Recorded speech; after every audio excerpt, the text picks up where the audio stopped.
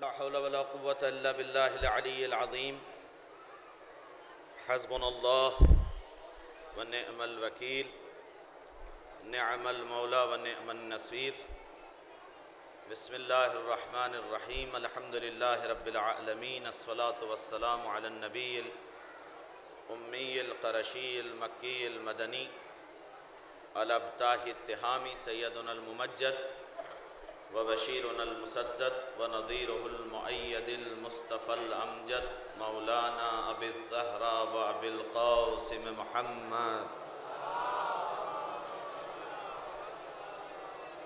وعلى أهل بيته الطيبين الطاهرين المعصومين المظلومين ولا سيما الإمام المظلوم المحموم المغموم الغريب العطشان العريان سبط رسوله الثقلين الذي ناحت عليه السماوات والأرضون ثم تارة أخرى. أما بعد فقد قال رسول الله صلى الله عليه وآله وسلم وَلَقَدْ كَانَ لَكُمْ فِي رَسُولِ اللَّهِ أُسْوَةٌ حَسَنَةٌ. ایک صلوات بھیجئے بر محمد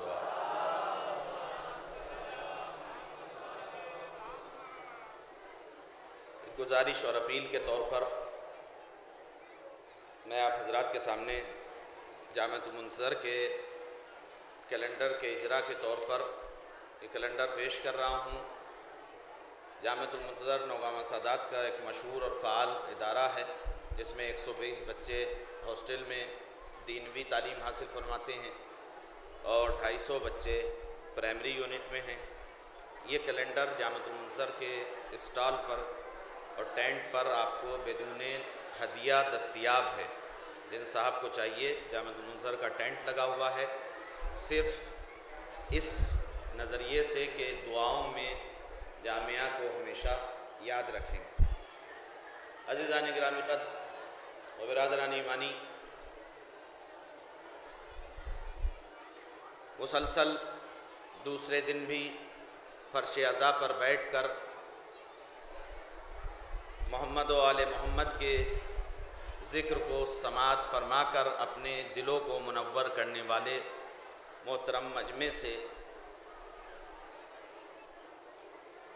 سالہ گزشتہ کے طرز پر اس سال بھی نماز جمعہ سے قبل مجھے آپ حضرات سے تخاطب کرنے کا شرف حاصل ہوا، اور یہ منتظمین نسیم البھائی، مولانا القمی صاحب اور دیگر جو انتظام فرماتے ہیں، مجلس پڑھنے کا وقت دیتے ہیں، ان کا حسن انتخاب ہے کہ جمعے سے قبل کی مجلس کے لیے مجھے ہی مدعو کرتے ہیں تاکہ کوئی اور 10-5 منٹ آگے بڑھا سکتا ہے، لیکن جمعے کا خیال رکھتے ہوئے زوال سے قبل مجھے اس وجہ سے ختم کرنا لازم ہے کہ نماز جمعہ بھی مجھے ہی پڑھانی ہے. ایک صلوات بھیجئے بر محمد.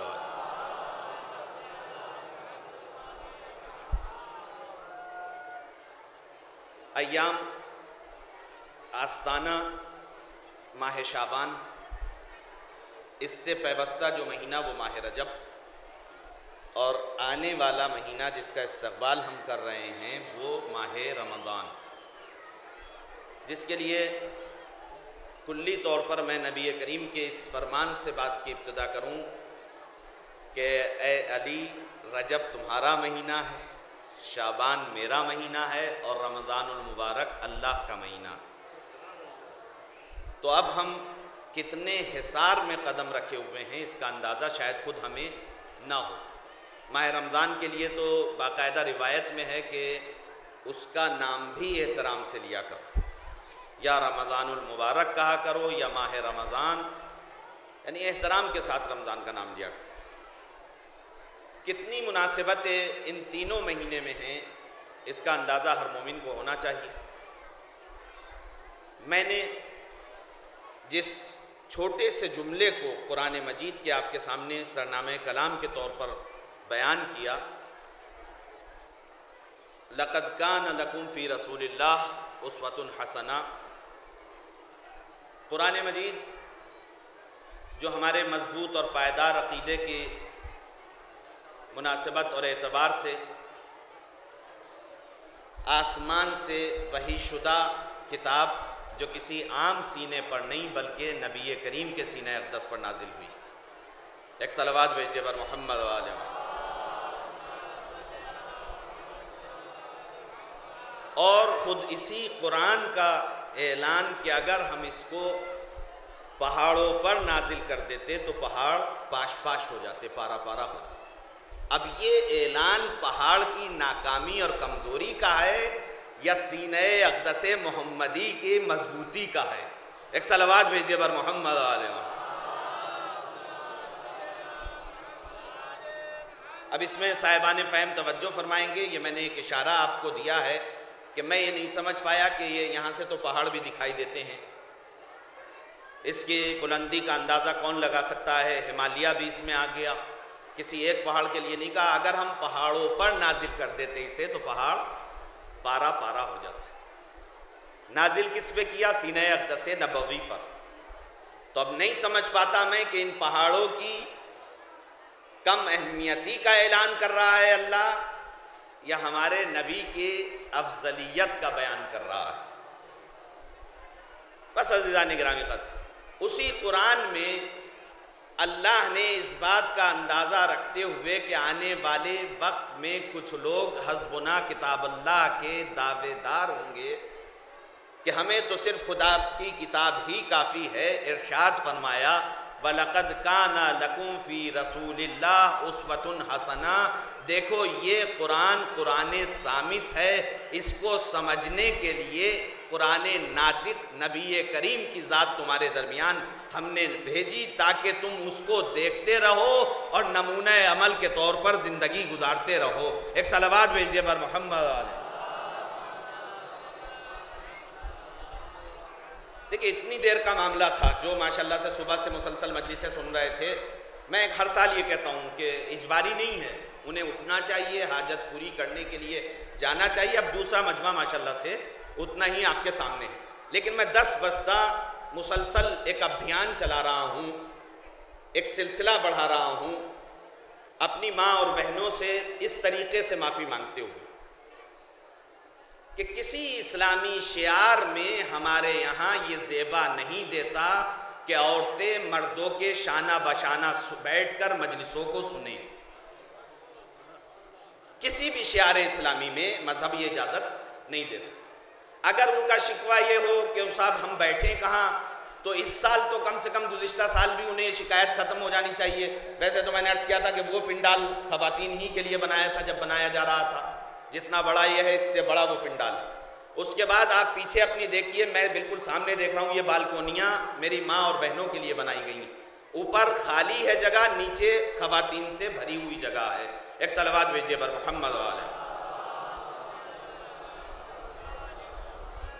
میں کوئی اعتراض نہیں کر رہا، لیکن کم سے کم حد معین ہونا چاہیے۔ ایک جوان بہن جب جوان آدمی کے پاس بیٹھے گی تو کوئی بھی تصور اس کا ذہن میں آ سکتا ہے۔ آپ دیکھیے اسلام نے اسے بالکل دیوار کے طور پر منع کیا ہے۔ یہی حال ہمارے یہاں درگاہ عالیہ کا ہے۔ میں مسلسل منبر سے پڑھتا رہا کہ صاحب خواتین کا سلسلہ الگ ہونا چاہیے۔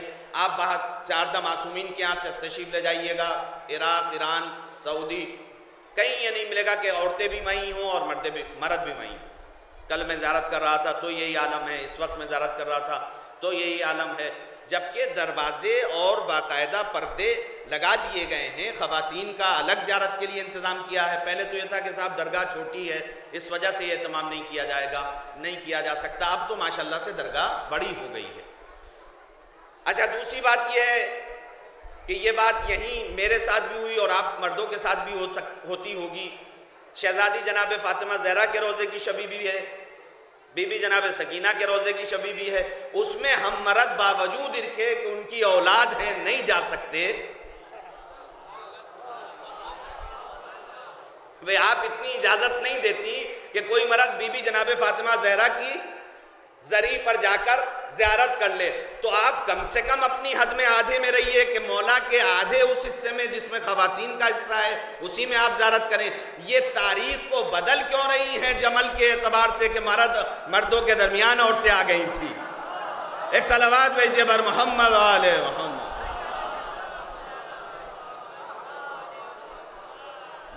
کان لکم فی رسول اللہ اسوۃ حسنہ، یہ کرم ہے نبی کریم کا کہ ہم کچھ نہ سمجھ پاتے اگر نبی کریم کی حیات طیبہ ہمارے لیے آئیڈیل کے طور پر، نمونے کے طور پر نہ پیش کی جاتی۔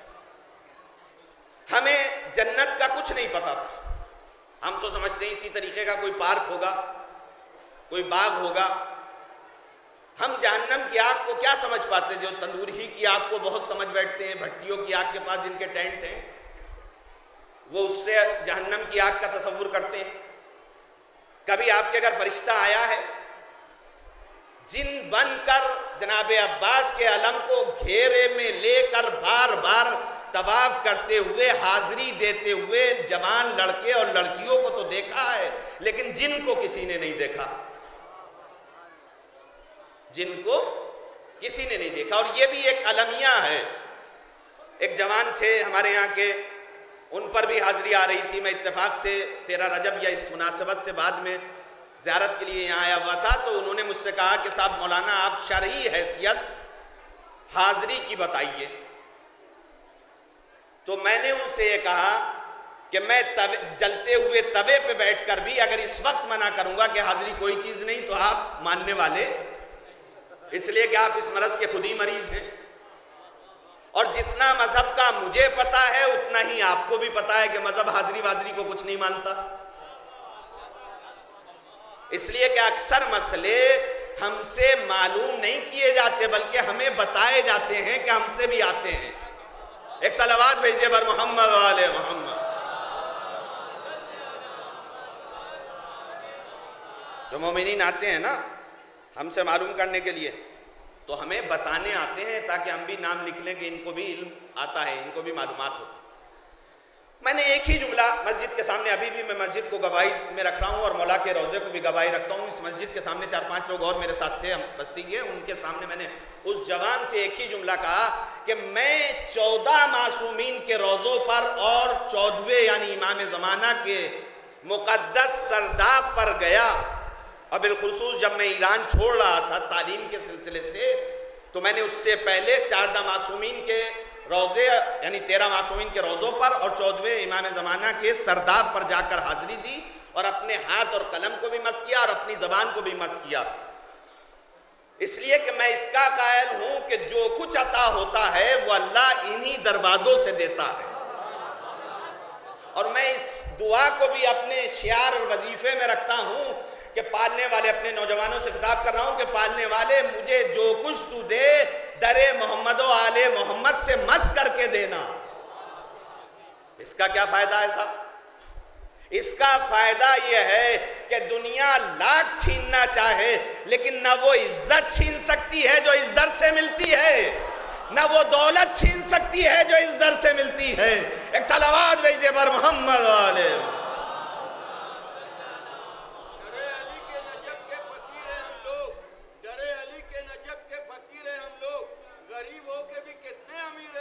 صلوات بھیجئے بر محمد۔ تو عزیزان گرامی قدر، میں نے ان سے کہا کہ ان 14 معصومین کے ہاں میں گیا، حاضری کا شرف مجھے ہوا، اور متعدد بار مولا نے اور آپ ہی لوگوں کو بھی دعا ہے کہ بار بار بلائیں مولا، ہماری ہر مومن کی اور مومنہ کی تمنا ہوتی ہے۔ میں گیا، خدا کی قسم میں اکیلا نہیں گیا، آپ میں سے بھی نہ جانے کتنے ہوں گے، میں نے کسی روزے پر یہ نہیں دیکھا کہ حاضری ہو رہی ہے۔ بھئی سچ بتائیے، یہاں جناب عباس کا علم اور جناب عباس کا روضہ شبیہ روضہ ہے یا کربلا میں شبیہ ہے؟ کربلا اصل ہے، یہاں شبیہ ہے۔ یہ روضہ نجف میں اصل ہے یا نجف ہند جوگی پورا میں اصل ہے؟ نجف میں اصل ہے۔ اگر حاضری ہوتی تو وہاں ہوتی۔ آپ جانے والے ہیں، وہاں ہوتی۔ کسی روضے پر نہیں دیکھا، کوئی چکر وکر نہیں ہے حاضری کا۔ اگر ہوتا تو وہاں ہوتا، لیکن آپ دیکھتے ہیں کہ وہاں تشریف لے جائیے گا، اگر کسی کو برا لگے تو میری اس بات کی تحقیق کرنے لیے چلے جائیے گا، کم سے کم میرے اس جملے کی وجہ سے 14 معصومین کے روضوں کی زیارت ہو جائے گی۔ ایک صلوات بھیجئے بر محمد علیہ۔ تو یہ جو کچھ بھی ہے، اصل میں مسئلہ کیا ہے؟ میں نے ایک جگہ مجلس میں، بہت سے جراثیم ہمارے یہاں معاشرے میں پنپتے رہتے ہیں لیکن ان سے گھبرانا نہیں چاہیے۔ اچھے لوگوں کو ان جراثیم سے اور غلط زبانوں سے اور غلط نظریوں سے، اور خاص کر اتنا بڑا میدان اور اتنا بڑا ماشاءاللہ سے ایک زیارت کا مقام، اس میں تو نہ جانے کتنے لوگ گھٹنے ٹیک کر اس وجہ سے آئے ہیں کہ اتنا اچھا سماج، اتنے اچھے لوگ کیوں اس معاشرے میں جی رہے ہیں۔ ان میں سلو پائزن کے طور پہ نہ جانے کتنے بینر آپ دیکھیں گے، نہ جانے کتنے پمفلیٹ آپ دیکھیں گے۔ اسی میں تو بچنا ایک شیعہ اور مومن کی علامت ہے۔ ایک صلوات بھیجئے بر محمد و آل محمد۔ کہ نہ ہم جنت کو جانتے، نہ ہم جہنم، نہ ہم نے کبھی فرشتے کو دیکھا، نہ جن کو دیکھا، نہ حور کو دیکھا، اور قیامت کا ہم کیا اندازہ لگاتے جو روزانہ اپنے ہی گھر میں قیامت پیدا کیے ہوئے ہیں، جو کبھی میاں بیوی کے جھگڑے کے طور پر ہوتی ہے، کبھی باپ بیٹے اور بیٹی اور ماں کے درمیان ہوتی ہے۔ ہم قیامت کو کیا اندازہ لگا سکتے تھے؟ یہ تو صدقہ ہے اور مرہون منت ہے نبی اور آل نبی کا کہ ہم نے جنت کو بھی پہچانا تو نبی اور علی کے صدقے میں، قیامت کو بھی جانا تو اس قائم آل محمد کے صدقے میں۔ ایک صلوات بھیجئے بر محمد و آل محمد۔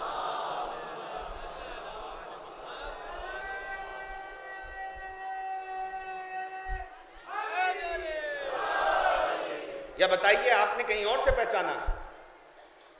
صدقہ ہے چاردہ معصومین کا۔ جو کچھ بھی ہم نے پہچانا ہے ہمارا کب گزر ہوا ہے سلسبیل و کوثر پر۔ یہ جو سبیلے لگاتے ہیں 10-20 روپے کا برف لا کر، روح افزا ملا کر، وہ اس سبیل کا تذکرہ کر سکتے ہیں جس کا آقا میرا علی ہے، جو ساقی کوثر مولا کائنات ہے۔ اس کوثر کا اس سبیل سے اندازہ لگایا جا سکتا ہے۔ اتنا کچھ بھی اگر ہم نے پہچانا ہے تو یہ علی اور اولاد علی ہی کا طفیل ہے۔ ہمیں کیا معلوم تھا؟ ہم اپنے چہروں کو دیکھ کر فرشتوں کا تصور کر سکتے نہیں کر سکتے۔ تو ارشاد ہوا کہ اسی وجہ سے ہم نے قرآن کے ساتھ تمہارے لیے عملی نمونہ نبی کریم کی ذات طیبہ۔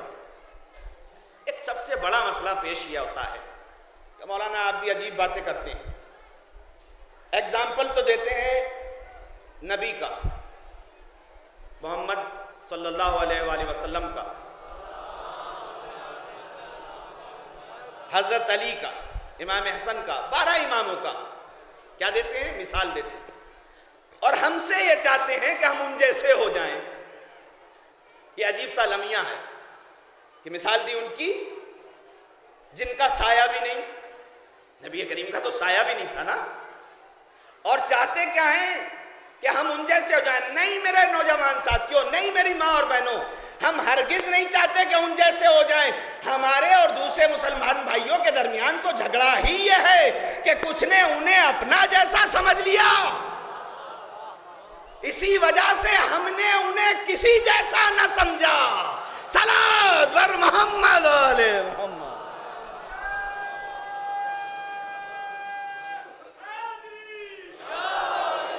ہم نہیں چاہتے آپ سے کہ آپ ان جیسے، کوشش بھی نہیں کیجئے گا۔ وہ نورانی مخلوق، ہم خاکی مخلوق، ہمارا سایہ ان کا سایہ تک نہیں، وہ معصوم، ہم روزانہ جھگڑے کیے جاتے ہیں۔ کیا مثال؟ اسی وجہ سے تاکہ بہانہ نہ مل سکے، ہم جیسا کم پڑھا لکھا انسان مثال جو دیتا ہے وہ معصومین کی نہیں دیتا، بلکہ ان ہستیوں کی مثال دیتا ہے جو ان معصوموں کے گھر پلے ہیں یا ان کی گودوں میں پلے ہیں، جس کے لیے کوئی میری ماں یہ نہ کہہ سکے صاحب ہم ان جیسے نہیں بن سکتے، جس کے لیے کوئی میرا بھائی یہ نہ کہہ سکے ہم ان جیسے نہیں بن سکتے۔ تو اسی مثال میں اپنی ماں اور بہنوں کے لیے عرض کروں کہ ایک ذات کا نام ہے فضہ۔ سچ بتائیے شہزادی فاطمہ زہرا جیسا ہماری ماں اور بہنیں بن سکتی ہیں؟ کوشش بھی نہیں کریں، لیکن ان جیسی بنے نہیں، کوشش بھی نہیں کر سکتی۔ فضہ کی کنیز تو بن سکتی ہیں، سلمان فارسی تو ہم بن سکتے ہیں، مقداد و بوزر کے راستے پہ تو ہم چل سکتے ہیں۔ اور اگر کوئی صاحب یہاں آ کے بھی یہ کہیں مولانا فضہ تو فضہ تھی، ہم ان جیسے کیسے بن سکتے ہیں؟ اس لیے کہ ان کے لیے تو ہے کہ ما تکلمت 20 سنہ الا بالقرآن، انہوں نے تو گفتگو ہی نہیں کی 20 سال تک مگر وہ بولی جو قرآن بولتا ہے۔ تو سچ بتائیے، ایک سوال بڑی جلدی میں آپ سے کر رہا ہوں کیا فضہ قرآن کے نازل ہونے سے پہلے بھی قرآن بولتی تھی؟ کوئی تاریخ میں ہے کہ ابھی قرآن نازل بھی نہیں ہوا تھا اور فضہ قرآن میں گفتگو کرتی تھی؟ یہ تو ایک واہ سے ایسا لگ رہا ہے جیسے صرف انہی کی سمجھ میں آیا ہے۔ ایک صلوات بھیج دیے بر محمد و آل محمد۔ بھئی یہ بات تو واضح ہے نا کہ قرآن کے نازل ہونے سے پہلے تو فضہ قرآن نہیں بول سکتی تھی۔ یہ تو شرف تھا قرآن ناطق فاطمہ زہرا کے گھر کی کنیزی کا، ورنہ شروع سے فضہ قرآن نہیں بولتی تھی۔ فضہ تو اسلام اور ایمان بھی نہیں لائی تھی اس وقت۔ لیکن اب یہ روایت آپ نے سنی ہے کہ یا حبش کے بادشاہ کی کنیز یا ہند اور سندھ کے بادشاہ کی، جو ہمارا ہندوستان ہے، بہرحال اختلاف روایت کے ساتھ یہ روایت ملتی ہے کہ فضہ آ گئی نبی کریم کے یہاں۔ کس لیے؟ کنیزی کے لیے، اس لیے کہ وہ جانتی تھی وہ بادشاہت اور ہے، یہ بادشاہت اور ہے، یہ کائنات کے سرکار کے دربار ہے۔ فضہ آ کر مشغول ہو گئی خدمت میں۔ تاریخ یہ بتا دیا ابھی فضہ کو اتنی معرفت نہیں تھی۔ اب جناب فاطمہ زہرا کو کنیز بنا کر فضہ کو شہزادی کی خدمت میں پیش کر دیا۔ اب ایک نیا در دیکھا فضہ نے، لیکن اس خیال کے ساتھ کہ یہ سوچتے ہوئے کہ جناب فضہ یہ سوچتی تھی کہ میں جناب فاطمہ زہرا سرکار عرب و عجم نبی کریم کی شہزادی کے گھر جا رہی ہیں۔ میری ماں اور بہنیں بھی توجہ کر رہی ہیں جو اپنے شوہر کو باقاعدہ پریشرائز کرتی رہتی ہیں کہ ہمیں تو دنیا کے ہر عیش و عشرت کی چیزیں چاہیے۔ وہ ان ہستیوں سے اندازہ لگائیں کہ جناب فضہ جب ان کو اتنی معرفت نہ تھی، جب شہزادی کے گھر پہنچی تو معاملہ بالکل برعکس دیکھا۔ اور اب اس بیان سے مقصد یہ بھی نہیں ہے کہ مرد فاقوں پہ فاقے کرانے لگے، لیکن فضہ کہتی ہیں جب میں گھر پہنچی کائنات کے امیر کی بیٹی، کائنات کے رسول کی بیٹی فاطمہ زہرا کے ہاں، تو میں نے یہ دیکھا کہ پہلا ہی وقت آیا اور کھانا غائب ہے، فاقہ ہے۔ دوسرا وقت آیا پھر فاقہ، تیسرا وقت آیا پھر فاقہ ہے۔ اب آپ نے سنا ہے کہ جناب فضہ کو علم کیمیا بھی آتا تھا، جس کے ذریعے سے فضہ سونا بنا لیا کرتی تھی۔ فضہ کو علم کیمیا بھی آتا تھا جس کے ذریعے سے فضہ سونا بنا لیا کرتی۔ اور چونکہ درمیان گفتگو میں نے اپنی خواتین کے لیے بھی یہ گزارش کی کہ وہ اپنے شوہروں کو پریشرائز یا فشار نہ دیں کہ اس طریقے کی چیزیں ان کے لیے فراہم کریں چاہے وہ جس طریقے سے کر سکیں، اور پھر ادھر اپنے بزرگوں اور بھائیوں سے بھی کہا کہ وہ خواتین کے لیے اہتمام کریں جو عقد میں آ چکی ہیں، ان کی کفالت ان کے شوہروں پر ہے، جو بچے پیدا ہو چکے ہیں ان کی کفالت ان کے ماں اور باپ کے اوپر۔ اور اسی ضمن میں یہ جملہ بھی کہتا چلوں کہ میں نے روایت میں پڑھا کہ اگر کوئی عورت اپنے شوہر سے یہ جملہ بیان کرے زندگی میں ایک مرتبہ بھی کہ میں نے تمہارے ہاں کبھی سکون نہیں پایا، میں تو ہمیشہ پریشانی اٹھائی ہے، تو میں نے روایت میں پڑھا ہے کہ اس کے سارے کیے ہوئے اعمال ختم کر دیے جاتے ہیں۔ کس جملے کے تحت؟ اگر کسی عورت نے اپنے شوہر سے ایک مرتبہ زندگی میں یہ کہہ دیا، اور ایک مرتبہ نہیں، نہ جانے کتنی مرتبہ سنتے رہتے ہوں گے آپ، اس کا اندازہ تو آپ ہی کو تھوڑا سا خوش تو ہوئے، چلیے مرد ہی خوش ہوئے، ابھی عورتوں کا پالا باقی ہے۔ ایک صلوات بھیجیے بر محمد و آل محمد۔ اگر زندگی میں ایک مرتبہ یہ کہہ دیا کہ میں نے تمہارے گھر آ کر کبھی سکون نہیں پایا، تو اگر 30 سال عبادتیں کی ہیں تو معصوم فرماتے ہیں عبادتیں بیکار۔ صرف ایک پہلو نہیں بیان کیا معصوم نے، دوسرا پہلو بھی بیان کیا۔ اگر کوئی شوہر اپنی بیوی سے یہ کہتے کہ میں نے تجھ سے کوئی خدمت نہیں دیکھی، تو پھر شوہر کی عبادتیں بھی بیکار ہو جاتی ہیں، جس طریقے سے اس بیچاری عورت کی عبادت بیکار ہوئی تھی۔ ایک صلوات بھیج دے بر محمد علیہ۔ دیکھیں چونکہ وہ ہاتھ نہیں اٹھا سکتی ہیں اور ویسے نہیں واہ واہ داد دے سکتی، لیکن دل ہی دل میں اور ان کے چہروں پر خوشی کے مناظر ہیں باقاعدہ۔ ایک صلوات بھیج دے بر محمد علیہ۔ آ گئی فضہ آمدم برسر مطلب، اور دیکھنا یہ چاہا کہ میں سرکار عرب و عجم کے گھر پہنچ رہی ہوں تو یہاں تو عیش و عشرت کے سارے سامان ہوں گے، اس وقت کے جتنے بھی سامان ہیں، لیکن دیکھا یہ کہ معاملہ بالکل برعکس ہے. پہلا وقت فاقہ، دوسرا وقت فاقہ، تیسرا وقت فاقہ.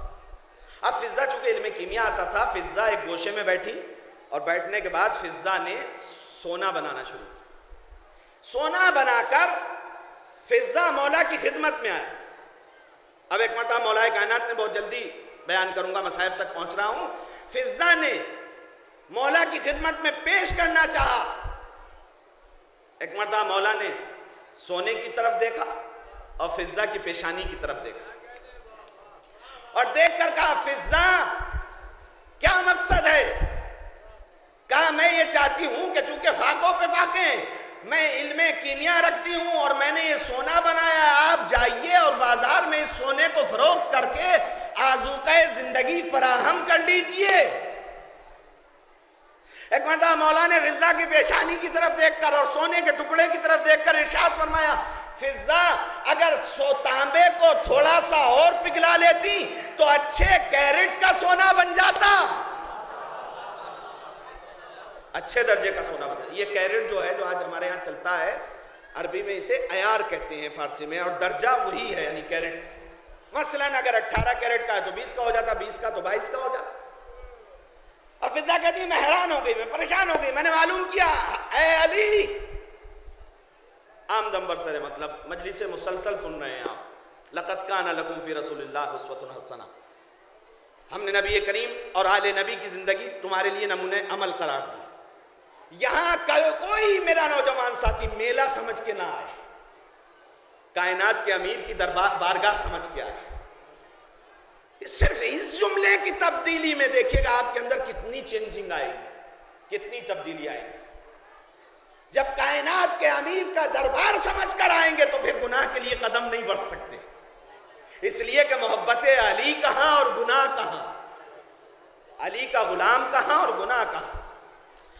کہ اگر اور پگھلا لیتی تو اچھے درجے کا سونا ہو جاتا. اب جملہ سنیے، فضہ کہتی ہیں مولا کی طرف دیکھ کر اے علی کیا آپ سے بھی سونا بنانا آتا ہے؟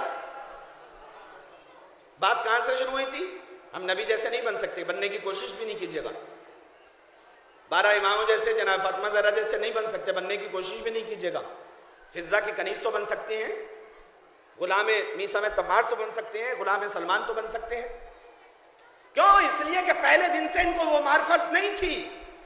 انہوں نے بھی جتنی ریاضت کی ان کے سامنے اپنے سر کو سجدے میں رکھ کر اتنا ہی مقام ملتا گیا.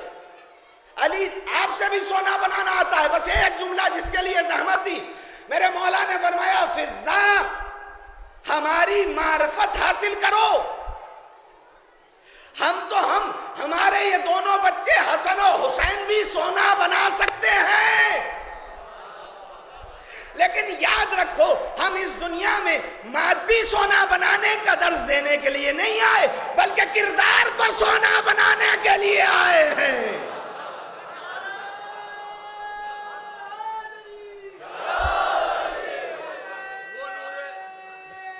ٹائم نہیں ہے، 2 منٹ بھی نہیں میرے پاس 2 منٹ بھی نہیں.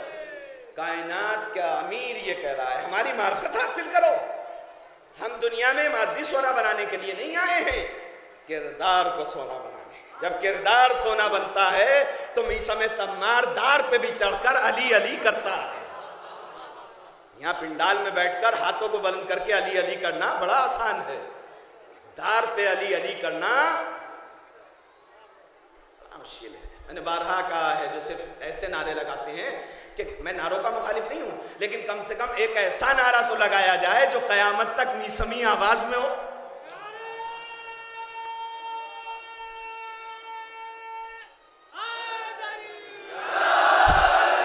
دیکھیں یہ نعرہ جو ہے، بس ایک صلوات بھیج دے بر محمد والا. تو عزیزان گرامی قدر آپ اندازہ لگائیں کہ اس در پر جس در پر فضہ نے جب عیسائی کی تھی،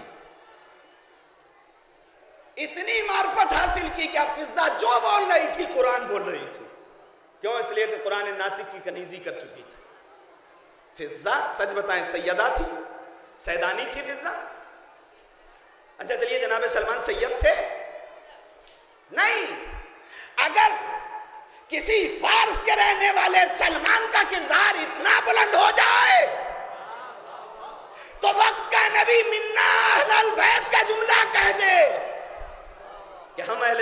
سے ہے، اور اگر کوئی سید کردار کو بلند کر لے تو کیا معصومین اور جناب فاطمہ زہرا اسے نہیں اپنائیں گے؟ ہمارے اس پسینے سے بھی خوشبو آنی چاہیے۔ بس عزیزان گرامی قدر، جناب فضہ دیکھتی رہے، وہ واحد خاتون ہے لقد کان لکم فی رسول اللہ اسوۃ حسنہ، جس نے کردار نبی کو بھی اپنایا، کردار علی کو بھی اپنایا، کردار امام حسن کو بھی اپنایا، کردار امام حسین کو بھی اپنایا، اور صرف یہ نہیں، جناب زینب کے بھی دامن کو نہ چھوڑا، وقت آخر تک جناب زینب کے ساتھ فضہ رہی۔ کیسے کیسے منظر دیکھے کہ جناب فضہ فرماتی ہیں کہ وہ منظر مجھ سے نہیں بھولا جاتا، جب میرے مظلوم امام نے مجھ سے کہا فضہ دیکھو فلاں صندوقچی میں میرا پھٹا ہوا لباس رکھا ہے، ماہ شعبان چل رہے ہیں، مولا کا جمعے کا دن ہے، مولا کا دربار ہے، میرا وہ لباس لے آؤ جو پھٹا ہوا ہے۔ ایک مرتبہ فضہ کہتی ہیں کہ میں چلنا چاہ رہی تھی کہ آقا نے روکا، دیکھ فضہ ایک شرط کے ساتھ لباس لے کر آنا۔ کہا شرط کیا ہے؟ کہا شرط یہ ہے کہ میری ماجائی زینب کی نظر اس لباس پہ نہ پڑے۔ فضہ کہتی ہیں میں نے شرط قبول کی، میں گئی صندوقچی سے لباس نکالا، لباس نکال کر لے جا رہی تھی کہ زینب نے پرکھ لیا، ماں کی کنیز فضہ کیا لیے جا رہی ہے؟ کہا کچھ نہیں، بہانہ کرنا چاہا، لیکن شہزادی زینب قریب پہنچ کر کہتی ہے لے کر کیا جا رہی ہے، یہ کیوں نہیں بتاتی؟ کہا شہزادی آپ کے بھیا نے لباس منگایا ہے۔ کہا نہیں فضہ تو نے حقیقت بیان نہیں کی، یہ میرے بھیا کا لباس نہیں، میرے بھیا کا کفن ہے۔ یہ وہ بیوی ہے جس نے اپنے آنکھوں سے جناب زینب کے ساتھ یہ مناظر میں شرکت کی ہے۔ اور اب تاریخ کا وہ جملہ میں آپ کی خدمت میں پیش کرنا چاہتا ہوں کہ تاریخ بتاتی ہے کہ اب حسین زینب کا ماجہ شہید ہو گیا۔ بس 2 منٹ میرے پاس ہے، اور 2 ہی منٹ میں میں صاحب کو اختتام تک دعا کے ساتھ پیش کرنا چاہتا ہوں کہ اب عصر عاشور کا منظر آ گیا۔ جناب فضہ فرماتی ہیں کہ میں نے دیکھا اپنی آنکھوں سے کہ بہن زینب ایک مرتبہ ٹیلہ زینبیہ پہ کھڑی ہوتی ہیں اور یہ دیکھنا چاہتی ہیں کہ میرا ماجایا حسین کہاں پڑا ہے۔ حسین شہید ہو چکے۔ جناب فضہ فرماتی ہیں کہ میں نے دیکھا کہ میری شہزادی زینب ایک کٹے ہوئے لاشے کے قریب پہنچ کر، بے سر کے بدن کے قریب پہنچ کر دونوں ہاتھوں کو آسمان کی طرف اٹھا کر سب سے پہلے خطاب اللہ سے کرتی ہے اور کہتی ہے اللہم تقبل منا ھذا قربان، پالنے والے اے اللہ ہم آل محمد سے اس قربانی کو قبول کر لے۔ اب آپ عالم دیکھیے علی کی شیر دل بیٹی زینب کا کہ جہاں لوگوں کے حواس ختم ہو جاتے ہیں وہاں شہزادی زینب شکریہ ادا کر رہی ہیں۔ اور دوسرا خطاب فضہ کہتی ہیں کہ شہزادی زینب سے اپنے نانا کو کیا ہے، نانا کی طرف اشارہ کر کے کہا وا جدہ صلی اللہ علیہ کا ملائکۃ السماء، اے میرے نانا آپ کو ہیں جن پر زمین و آسمان کے فرشتے درود و سلام پڑھتے ہیں۔ وہذا الحسین مذبوح بالقفا، میرے نانا یہ آپ کا نوازا حسین پسے گردن شہید کر دیا گیا۔ ایک مرتبہ فضہ کہتی ہیں کہ میں نے دیکھا میری شہزادی نے اپنے بابا کا رخ کر کے کہا بابا آپ کو کب گوارا ہوگا، آپ کی بیٹی نرگہ آدھا میں اکیلی کھڑی ہو۔ اور اس کے بعد اپنے بھیا حسن کی طرف سے اشارہ کر کے کہا بھیا حسن تیرے جنازے سے تیر نکالنا آسان تھے اس لیے کہ تیرے جنازے پر تیر تھے، میرے بھیا تو ہی فیصلہ کر حسین کے جنازے سے تیر کیسے نکالوں، اس لیے کہ حسین کا جنازہ تیروں پر ہے۔ بس عزیزو 2 آخری جملے ہیں۔ ایک مرتبہ فضہ کہتی ہیں کہ میں نے دیکھا کہ اب شہزادی زینب نے اپنے ماں کا رخ کیا اور کہا اماں مجھے پتا ہے اگر آپ ہوتی تو بھیا حسین کے جنازے پر چادر ڈالتی، لیکن اماں میری چادر بھی نہیں ہے جو میں بھیا کو چادر دے سکوں۔ اب میں نہیں سمجھتا پہلا اور آخری جملہ ہے۔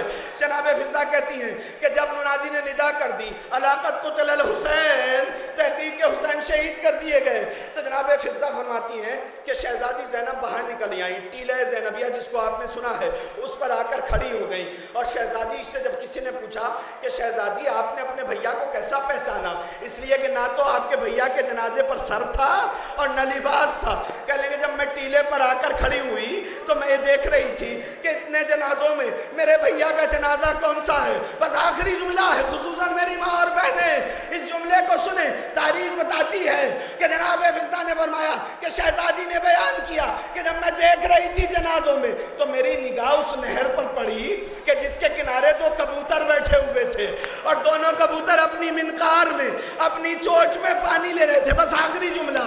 اور پانی لیتے لیتے میری نگاہ رکی رہی. یہ صحرائی کبوتر کا کیوں ہم احترام کرتے ہیں اپنے چھوٹے بھائیوں کو بتانے کے لیے.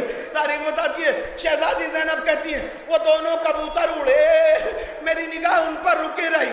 میں نے دیکھا کہ میدان میں آ کر وہ دونوں کبوتر ایک کٹی ہوئی گردن پر آئے اور اپنی منقار سے پانی ڈالا. میں قریب آ گئی, میں نے کہا بھیا میں سمجھ گئی تو ہی میرا مظلوم بھیا ہے جس پر جانور اور پرندے بھی رحم کھا رہے ہیں. ان انسانوں کو رحم نہ آیا. الہی بحق الزہرا.